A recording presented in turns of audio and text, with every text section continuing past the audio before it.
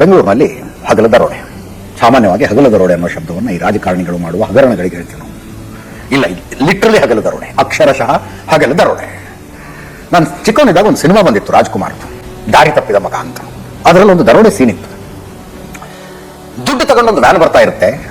Rajkumar cinema shooting ಮಾಡುವ ರೀತಿಯಲ್ಲಿ setup ಹಾಕೊಂಡು ನಿಂತ್ಕೊಂಡಿರ್ತಾರೆ. ಸಿನಿಮಾ ಶೂಟಿಂಗ್ ಅಂತ ದುಡ್ಡು ತಗೊಂಡು ಬರುವ ವಾಹನದ ಪೊಲೀಸರಿಗೆ ಹೇಳ್ತಾರೆ, ಸಿನಿಮಾ ಶೂಟಿಂಗ್ ಮಾಡ್ತಾ ಇದ್ದೀವಿ, ದರೋಡೆ ಸೀನ್ ಇದು ಅಂತ ಹೇಳಿ ಪೊಲೀಸರಿಗೆ ಗುಂಡು ಹೊಡೆದು ನೀವು ಬೀಳ್ಬೇಕು, ಗಾಡಿ ತಗೊಂಡು ಮುಂದೆ ಹೋಗುತ್ತೆ ಅಂತ. ಆಮೇಲೆ ಪೊಲೀಸರು ಗೊತ್ತಾಗೋದು, ಓ ನಿಜವಾಗ್ಲೂ ದರೋಡೆ ನಡೆದು ಬಿಡ್ತಿದ್ರು ಅಂತ. ಇವತ್ತಿನ ಈ ದರೋಡೆ ಕಥೆಯನ್ನು ನೋಡಿದ್ರೆ ನನಗದೇ ನೆನಪಾಯ್ತು. CMS ಅಂತ ಒಂದು ಕಂಪನಿ ಇದೆ. ಆ ಕಂಪನಿಗೆ ಒಂದು ಕಾಂಟ್ರಾಕ್ಟ್ ಇದೆ. ಬ್ಯಾಂಕ್ಗಳಲ್ಲಿ ಕಲೆಕ್ಟ್ ಆಗೋ ದುಡ್ಡನ್ನು ತಗೊಂಡ್ಬರ್ಬೇಕು, ಲೆಕ್ಕ ಮಾಡಿ ಇಡಬೇಕು. ಬ್ಯಾಂಕಿನವರು ಯಾವ ATM ಹಾಕೋದಕ್ಕೆ ಹೇಳ್ತಾರೋ ಆ ATM ತಗೊಂಡೋಗಿ ಆ ದುಡ್ಡು ಹಾಕಬೇಕು.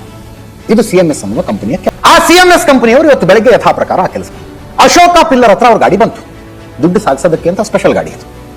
ಇದರಲ್ಲಿ GPS ಇರುತ್ತೆ, CCTV ಇರುತ್ತೆ, ಗನ್ ಮ್ಯಾನ್ಗಳಿರ್ತಾರೆ. ಅಶೋಕ ಪಿಲ್ಲರ್ ಹತ್ರ ಬಂದಾಗ ಏಕಾಏಕಿ ಒಂದು ಇನೋವಾ ಕಾರ್ ಬಂದು ನಿಂತ್ಕೊಂಡವ್ರು ಮುಂದೆ, ಬ್ರೌನ್ ಕಲರ್. ಅದರ ಮೇಲೆ ಗವರ್ಮೆಂಟ್ ಆಫ್ ಇಂಡಿಯಾ ಅಂತ, ನಾವು RBIನವರು ಚೆಕ್ ಮಾಡಬೇಕು, ಕೆಳಗಿಳಿರಿ ಅಂದ್ರು.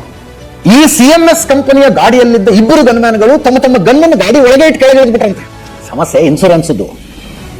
ಇಲ್ಲಿ 7 ಕೋಟಿ 11 ಲಕ್ಷ ದರೋಡೆ ಹಾಕೊಂಡು ಹೋಯ್ತಲ್ಲ, ಈ ದುಡ್ಡಿನ ರೆಸ್ಪಾನ್ಸಿಬಿಲಿಟಿ CMSಗೂ ಬೀಳೋದಿಲ್ಲ, ಬ್ಯಾಂಕ್ಗೂ ಬೀಳೋದಿಲ್ಲ.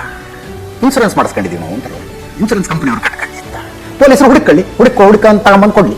ಇನ್ಸೂರೆನ್ಸ್ ಇಲ್ಲಪ್ಪ ನಿಮ್ಮ ಮೇಲೆ ಜವಾಬ್ದಾರಿ ಅಂದ್ರೆ ಇನ್ನೂ ಸ್ವಲ್ಪ ಟೈಟ್ ಸೆಕ್ಯೂರಿಟಿ ಇರ್ತೀವಿ. ಕೆಲವೊಂದಷ್ಟು ವರ್ಷಗಳ ಹಿಂದೆ ATM ದರೋಡೆಗಳು ಜಾಸ್ತಿ ಆಗ್ಬೋದು. ATM ಕಳ್ಳತನ ದರೋಡೆಗಳು ಕೇಳಿದ್ರೆ ಅದರಲ್ಲಿ CCTVನೂ ವರ್ಕ್ ಆಗ್ತಿರಲ್ಲ, ಗನ್ಮ್ಯಾನ್ ಇರಲ್ಲ, ಸೆಕ್ಯೂರಿಟಿ ಇರೋದಿಲ್ಲ.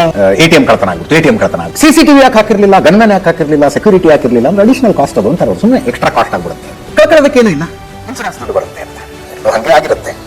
ಬಟ್ ಈ ನೆಗ್ಲಿಜೆನ್ಸ್ ಇದೆಯಲ್ಲ, ನೆಗ್ಲಿಜೆನ್ಸ್ ಒಂದು. ಇನ್ನೊಂದು, ಬೆಂಗಳೂರಿನಂತ ಊರಿನಲ್ಲಿ ಇಂಥದ್ದೊಂದು ದರೋಡೆ ಮಾಡಬಹುದು ಅಂತ ದರೋಡೆಕೋರರಿಗೊಂದು ಧೈರ್ಯ ಇರುತ್ತಲ್ಲ, ಮಾಡ್ಕೊಂಡು ನಾವು ಎಸ್ಕೇಪ್ ಆಗ್ಬಿಡೋಣ ಅಂತ. ಆ ಧೈರ್ಯ ಯಾಕೆ ಬರುತ್ತೆ ಹೇಳಿ? ಪೊಲೀಸರು ಏನ್ ಮಾಡ್ಕೊತಾರೆ ಅಂತ. ಈ ದರೋಡೆ ಆದ ತಕ್ಷಣ ಒಂದು 12 ಫೋಟೋಗಳನ್ನು ಬಿಡುಗಡೆ ಮಾಡಿದ್ರು ಪೊಲೀಸ್. ಮುಖಕ್ಕೊಂದು ಪಟ್ಟಿ ಹಾಕಿ ಶಂಕಿತರು ಅಂತ. ನಾನು ನೋಡಿ ಆಶ್ಚರ್ಯ ಆಯ್ತಲ್ಲ, ಅಲ್ಲಿ ಸ್ಕೆಚ್ ಅಲ್ಲ ಏನಲ್ಲ, ಮುಖಚಹರೆ ಹಿಂಗಿತ್ತು ಅಂತ ಬಿಡುಗಡೆ ಮಾಡಿದ್ದಲ್ಲ. ಕೆಲವರು ಫೋಟೋಗಳಂತೂ ಪೊಲೀಸ್ ಸ್ಟೇಷನ್ ಅಂತ ತಂದಿತ್ತು, ಇವರೇ ಶಂಕಿತರು ಅಂತ. ಹೆಂಗೆ ಬಿಡುಗಡೆ ಮಾಡಿದ್ರು ಅಂತ ಕೇಳಿದ್ರು. ಅವ್ರು ಹೇಳಿದ್ರು, ಇಲ್ಲ, ಹಿಂದೆ ಇಂಥದ್ದೇ ಕ್ರೈಮ್ ನಲ್ಲಿ ಭಾಗವಹಿಸಿದ್ದವರು ಅವರೇ ಈಗಲೂ ಮಾಡಿರಬಹುದು ಅಂತ ಒಂದು ಡೌಟ್ ಮೇಲೆ ಬಿಡುಗಡೆ ಮಾಡಿದ್ರು. ಹಿಂದೆ ಇಂಥದ್ದೇ ಕ್ರೈಮ್ ನಲ್ಲಿ ಭಾಗವಹಿಸಿದ್ದವರು ಬೆಂಗಳೂರಿನಲ್ಲಿ ಯಾಕೆ ಓಡಾಡ್ಕೊಂಡಿದ್ರು? ಇದೇ ರೀತಿಯ ಕ್ರೈಮ್ ನಲ್ಲಿ ಭಾಗವಹಿಸಿದ್ದವರು. ಅವರ ಜಾಗ ಯಾವುದು? ಪರಪ್ಪನಗ್ರಹಾರದ ಜೈಲು. ಅವರು ಬೆಂಗಳೂರಲ್ಲಿ ಆರಾಮಾಗಿ ಓಡಾಡ್ಕೊಂಡಿದ್ರು ಅಂತಂದ್ರೆ ಯಾರು ರೆಸ್ಪಾನ್ಸಿಬಲ್ ಹೋಲ್ಡ್ ಮಾಡ್ತಾರೆ?